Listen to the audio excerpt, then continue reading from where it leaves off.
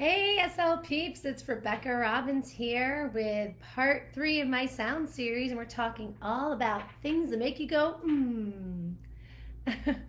Okay, wait a minute. I thought that it started already, and now it's saying that it just started. So, once again, I'm Rebecca Robbins from Mindshaper SLP, and today we're talking about part 3 of my sound series, things that make you go, hmm. Does anyone remember that song from CNC Music Factory back in the 90s? I'm a 90s girl myself. But no, not the song. We're going to be talking about the sound today.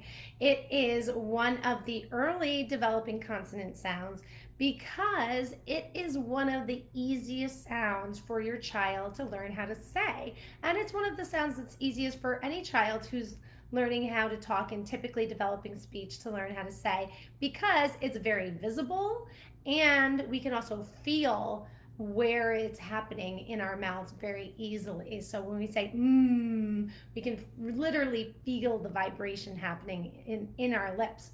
So, and when we say it's considered a bilabial sound, which means two lips. It's because it uses both of your lips pressing together. But unlike the b and p sound that we talked about last week, b, p, those are also bilabial sounds. But the difference between b and p and that's the cue for is that unfortunately does not have a sound partner. Wah, wah. That's because it is what's called a nasal sound. So these are sounds that you actually produce airflow through your nose or your nasal cavity when you're saying them and have nasal resonance when you say them, and so they're called nasal sounds. And all nasal sounds are produced with voicing. So if you tuned into part 2 of the sound series, you know the things that make sounds partners is that one is voiced and the other one is voiceless, and that's the only difference between them. So because nasal sounds all have to be voiced, poor doesn't have a sound partner. But that's okay because is really easy to say. So it's a great first one sound to target with your child. And so you already kind of saw me do the hand cue, but I'm going to just go over it again. So in my hand cue system, any of the nasal sounds, it's indicated that it's a nasal sound to your child because one finger will be placed on the nose. So with the sound, we take the 3 fingers, the pinky, the ring finger, and the middle finger.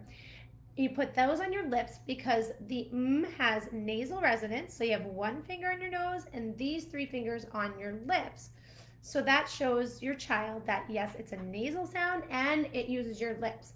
Now try not to cover up your entire mouth when you're cueing the sound for your child like this, because then your child can't see what your lips are doing. So what I try to do, I either put it like right under my lips or I do like on the side of my mouth a little bit so that some of my lips is showing so that your child can see what your lips are doing. So it looks like this.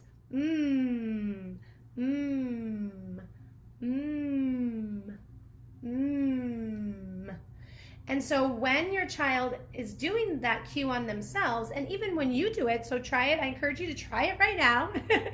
Put your finger on your nose and your lips. You're gonna feel vibration, not only in your lips, but also in your nose. And that's what makes it a nasal sound because you've got air flowing through your nose. So there you go. That's how you cue the sound. And in Nonverbal No More, this is part of our early developing consonant sounds, one of the 8 early developing consonant sounds, and all the sounds have nicknames. So the sound is called the yummy sound because when we take a delicious bite of food, what do we just instinctually say? Right? So that's why I call it the yummy sound.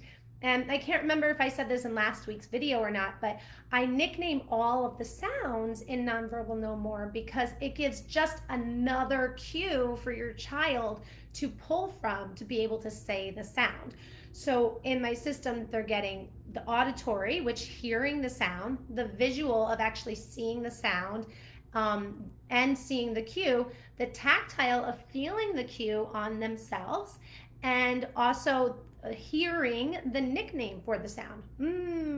So I'll say, use your yummy sound. Just like that. So that's how you cue the sound. But if the hand cue is not enough for your child, so again, you're going to do the cue on yourself and your child's going to imitate. But some kids, especially when they're just learning how to say the sound at all, they might need a little more help and support. So sometimes what I'll do is I'll take like a tongue depressor or a popsicle stick, and you can put that between the lips. So let's pretend that my pen here is a popsicle stick, and you put it there, and it gives your child a target to aim for, which a lot of times when kids are having a hard time learning how to talk, they oftentimes will have a diagnosis of apraxia. And with apraxia, having like a physical object a target to shoot for is helpful in the brain telling the mouth how to move into that sound. So you could put, or you could use a pencil too, like that. And again, So before I send you off to go try this out with your child, I want to give you some activities and some tips that you can use once your child is able to say the sound to get him or her even better at it, and to actually be able to use the sound in like a meaningful way when they're talking, to either request or comment. So you could, when you're eating dinner or just having a snack or whatever, just after your child takes a bite, go just a way to like comment on the delicious food. Lots of kids love music, so you can use for music. So let's just say you put on your child's favorite song, you play it for a couple seconds, pause, you say, what do you want? You want some music? Say when your child does it or attempts an approximation of it. Yeah, music. And just make sure that you're also modeling the full word after your child just says because we always want to give the model of what the final target will be for your child. So requesting for music is a great way to carry over this song, this sound.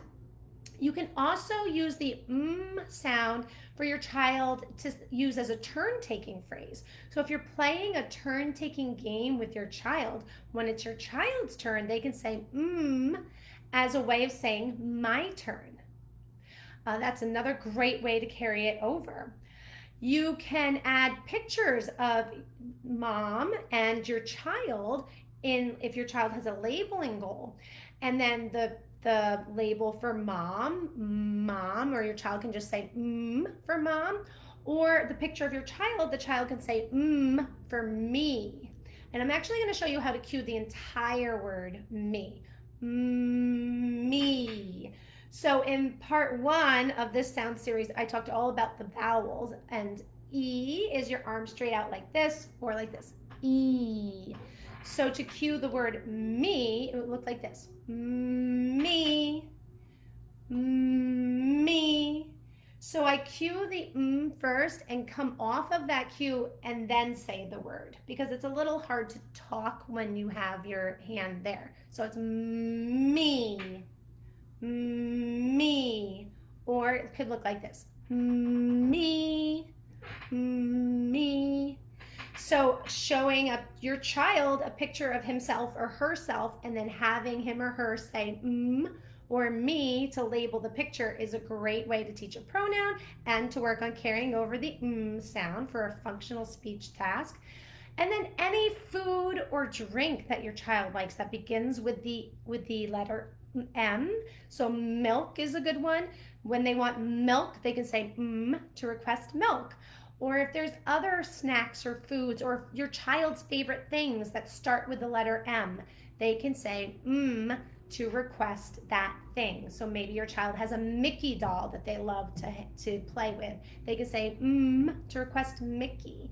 So I would encourage you to like jot down a list of the things that your child really loves to play with or do or eat or drink that start with the letter M, and those would be all good ways to work on saying the sound to request as step 1 to actually saying the word.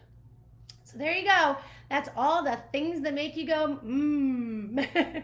So please comment below and let me know what you found interesting about this video. Share it with anybody you know that has a child who's just learning how to talk themselves.